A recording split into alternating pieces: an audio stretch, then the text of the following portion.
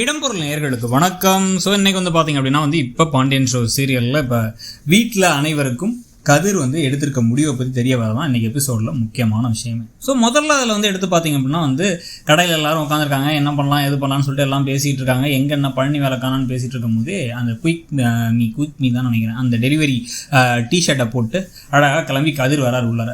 உடனே ஒரு cool drinks கொடுங்க அப்படின்னு உள்ளார வர, என்னது கூல் ட்ரிங்க்ஸ் கொடுங்களா, பழக்கப்பட்ட குரலாக இருக்கே, பரிச்சயப்பட்ட குரலாக இருக்கேன்னு திரும்பி பார்த்தா இவர் நிற்கிறார்.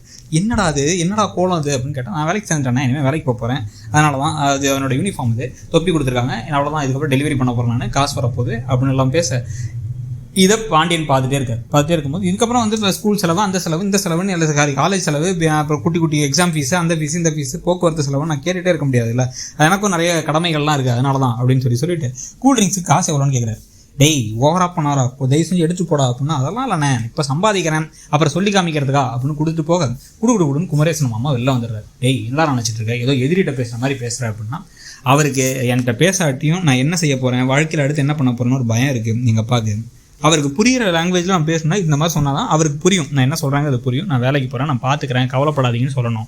ஆனால் அவர்கிட்ட இப்படி பேசி தான் பழக்கம், அவருக்கும் என்கிட்ட இப்படி பேசி தான் பழக்கம் அப்படின்னு உடனே, நல்லா அப்பாவை போலே புள்ள இருக்கீங்கடா அப்படின்ட்டாங்க.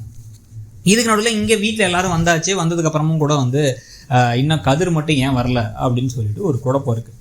ஸோ அதனால் கதிருக்கு கால் பண்ணிப்பார் அப்படின்ட்டு மீனாட்ட சொல்ல, மீனாட்டை ஏன் அந்த நீட்டு ஏன் சொல்கிறீங்க, நீங்கள் ராஜி நீட்டு தானே சொல்லணும் அப்படின்னு கேட்குறாங்க அரசி. கரெக்டான பாயிண்ட் தான். ஆனால் என்னென்னா இப்போதைக்கு ஓடி போய் கல்யாணம் பண்ணி வீட்டெல்லாம் எல்லாம் ஒரு வருத்தத்தோடு இருக்கும்பொழுது ரொம்ப ஓவராக பண்ணக்கூடாதுங்கிறதுக்காக இப்படி பண்ணுறது அப்படின்னா, அப்படிலாம் நீங்கள் இருக்கிறது இல்லையே, நீங்களும் செஞ்சிடணும்னா ஓடி போய் கல்யாணம் பண்ணீங்க, நீங்கள் நல்லா கூலாக தானே இருக்கீங்க அப்படிங்க நல்லா லாயர் ஆகிடுவா போல விட்டா அப்படின்னு கடுப்பாக வராங்க மீனா. இருந்தாலும் நீ லாயருக்கு படிக்கலாமா அப்படின்னா, அப்படியா அப்படின்னு கேட்டுட்டு இருக்கும் பொழுது, சொல்லுங்கள் அப்படின்னு கேள்வி கேட்டால், இதை சும்மா இதை கேள்வி கேட்டுருக்காங்க, போ அந்த பக்கம் போய் இப்போ கலெக்டராக சொன்னார் அப்பா, அதுக்கு படிக்கிறதுக்கு பாரு அப்படின்னு அனுப்பி விட்டுறாங்க கோமதி. அனுப்பிவிட்டு கால் பண்ணுங்கன்னு சொல்லும் பொழுதே, அவர் வேலைக்கு போகிறான்னு எனக்கு தோணுது, எனக்கு 2000 ரூபா காசு கொடுத்தாரு அப்படிங்கிறத இப்போ ராஜி சொல்கிறாங்க.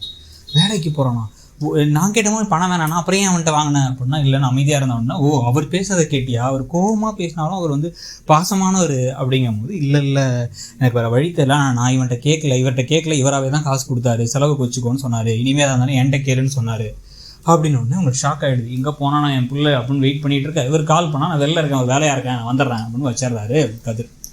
இப்போ வீட்டில் எல்லாரும் உட்காந்துருக்கும் பொழுது அவன் எங்கே போனான்னு தெரில, இன்னும் வரலான்னு புலம்பிக்கிட்டே இருக்கும் பொழுது ஒரு கட்டத்துக்கு மேலே என்ன பண்ணுறதுன்னு தெரியாமல் ஆமாம் அவன் வேலைக்கு போகிறான் அப்படிங்கிறத சொல்லிடுறான். அவன் டெலிவரி வேலைக்கு போகிறான் அப்படின்னா, வீடாக போய் சாப்பாடு கொடுக்குறதா, டைம் கொடுக்கலாம் திட்டுவாங்களே, பிரச்சனையாகுமே, எதுக்கு இப்படி இதுக்கெலாம் போகிறான், என் பிள்ளையா அவ்வளோ நல்லா வளர்த்ததெல்லாம் இதுக்காகவா, ஏன் இப்படி அவனை கஷ்டத்தை கொடுக்குறீங்க, வெயிலில் போய் இதை பண்ணணுமா அப்படின்னா, அவன் பார்ட் டைமாக தான் பண்ணுறான், 4 மணிக்கு போயிட்டு அதை பண்ணுறான், அவனுக்கு பண தேவைகள் இருக்குது, பைக்கை பிடிங்கி வச்சாச்சு, செலவு காசு கொடுக்கறது இல்லை, அவனுக்கு வேணும்ல அப்படிங்கும் போதே பாண்டியன் அமைதியாக இருக்கார். அப்புறம் இன்னொரு விஷயமும் சொல்லிடுறேன், அந்த நேற்று நைட்டு வரலாம், அவன் ஃப்ரெண்டு கல்யாணத்துக்குலாம் போல ஆக்டிங் டிரைவராக போயிட்டு காசு சம்பாதிச்சிருக்கான், ஏன்னா நைட்டு வேணும்ன்ட்டு அப்படின்னு ரொம்ப கண்ணெல்லாம் கலங்கிறாங்க கோமதிக்கு. எப்படி ஆயிடுச்சு என் பிள்ளையோட வாழ்க்கை அப்படிங்க. கரெக்டாக அங்கே வேற கதிர் வராரு.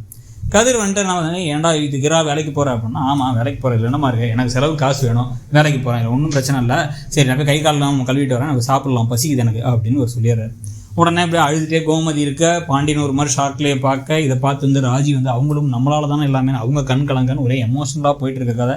இதுக்கு பிறகு ராஜிக்கு நிஜமாவே கதிர் மேலே நிறைய நல்ல அபிப்பிராயம் வரப்போகுது. அதை கெடுத்து விட போகிறது இந்த முத்துவேல் சக்தி வேலை தான் இருக்க போகிறாங்க. அவங்க அந்த கல்யாண விவகாரத்தில் பண்ணக்கூடிய தேவையில்லாத வேலையாக தான் இருக்க போகுது. ஸோ அதை பற்றி நீங்கள் நினைக்கிறீங்கிறத சொல்லுங்கள். தேங்க்ஸ். இடம்பொருள் நேயர்களுக்கு வணக்கம்.